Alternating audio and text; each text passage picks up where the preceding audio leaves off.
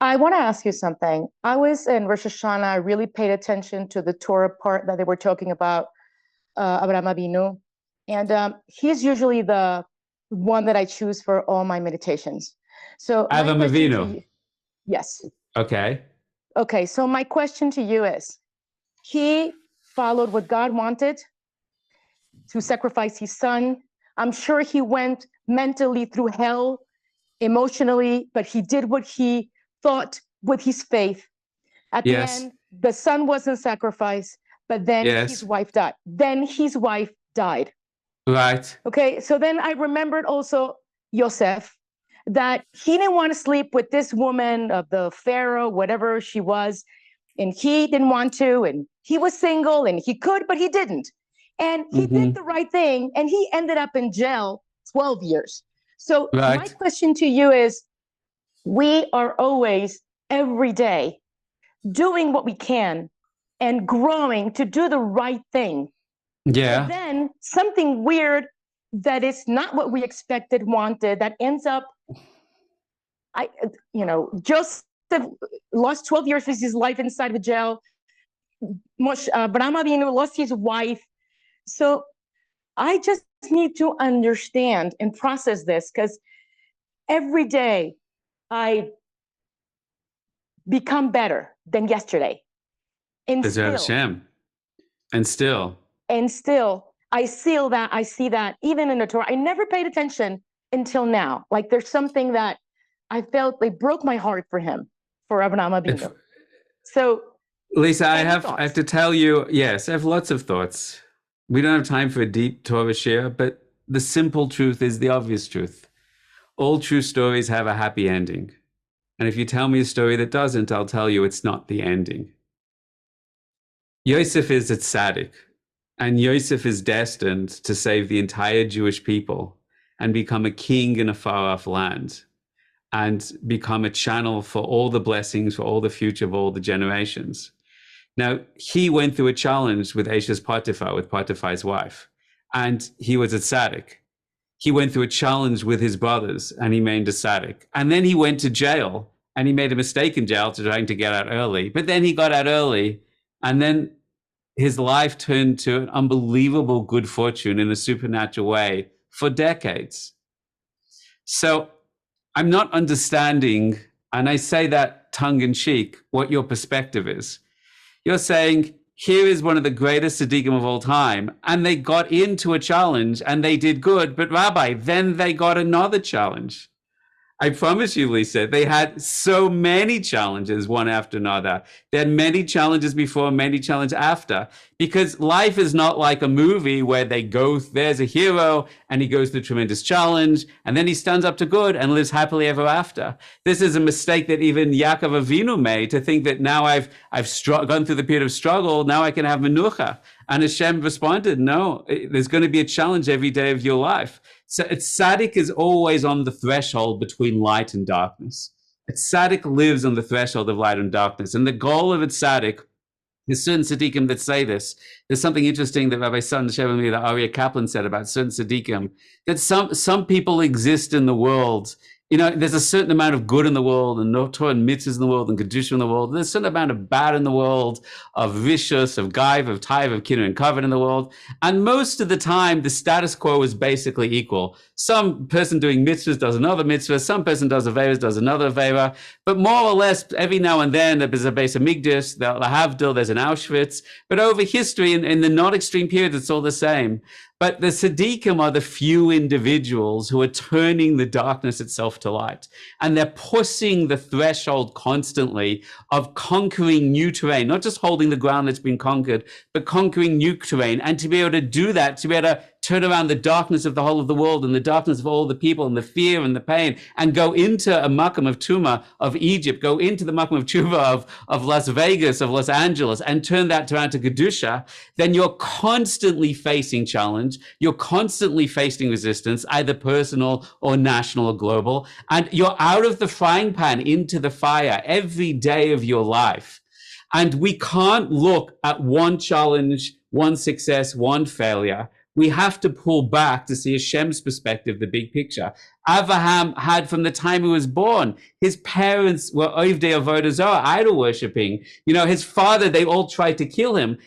What the Zohar says, what the Kitvei Ari says, blew my mind. Someone showed me recently in the Kitvei Ari, it actually says that, I don't even want to say this out loud. I'm not going to say this out loud. I want to give a class on it one day. That Avraham Avinu, the Shema itself, was born into a body of two parents which in this trumatic state. He shouldn't have been born. They were in an unkosher union at the time.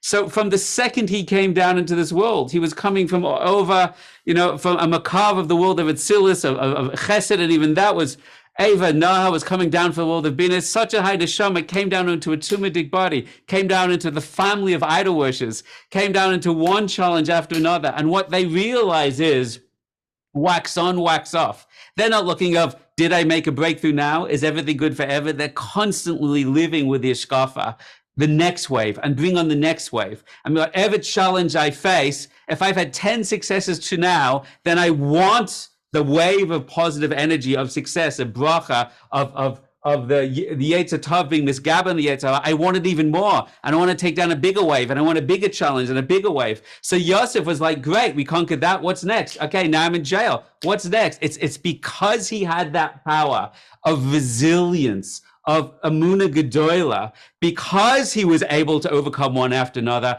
That's why he became a supernatural force, not just as an individual historical character, but as a historical figure, a channel of the Makava, that he helps us through the mid of Yesoid overcome all our challenges one after another forever.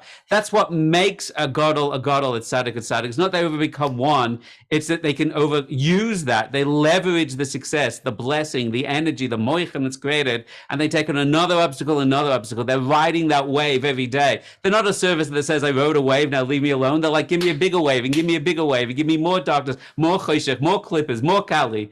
Let's go. So that's the definition of who they are.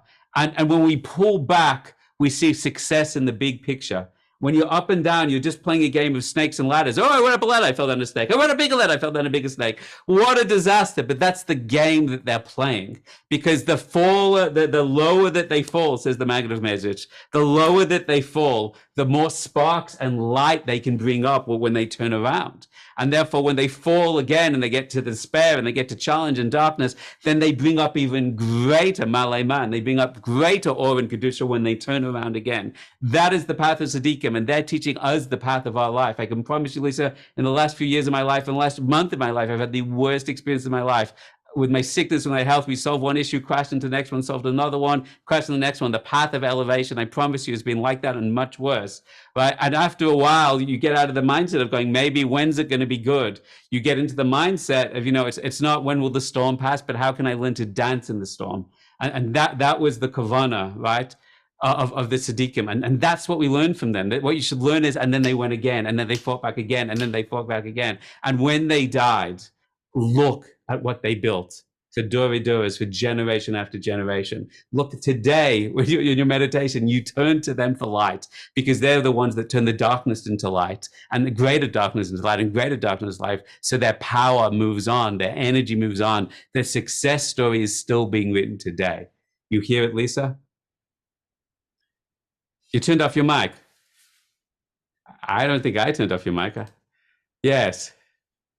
Hi. Sorry. Okay, so my thing is, thank you for that.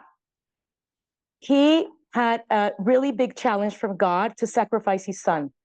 Yes. He did, and at the end, and the wife dies. So it's like... No, I've heard the story.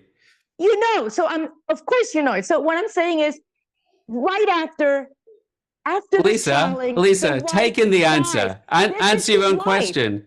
You saying the word over and over again doesn't make the question any more compelling.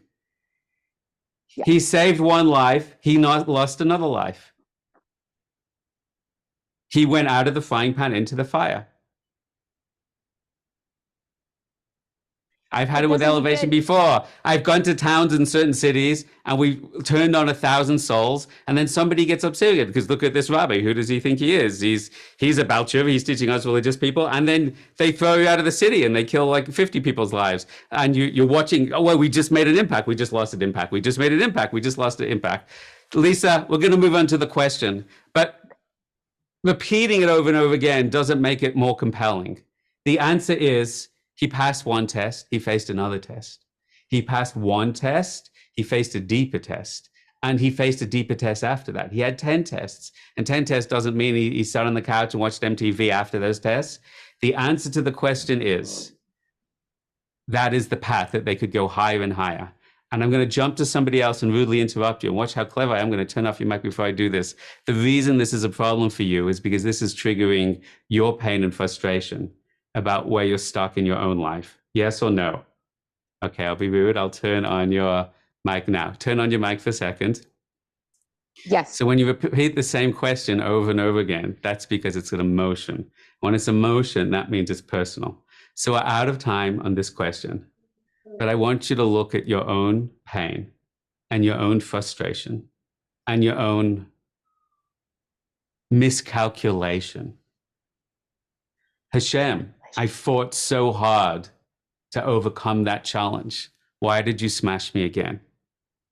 And Hashem answers, because you fought so hard to overcome that, I want you to rise even higher. And I will never give you a challenge that you can't. Now, you can crash under that wave and go, the first one was okay, but the second is too much. Or you can say, because I could do the first one, watch me bound across the second one.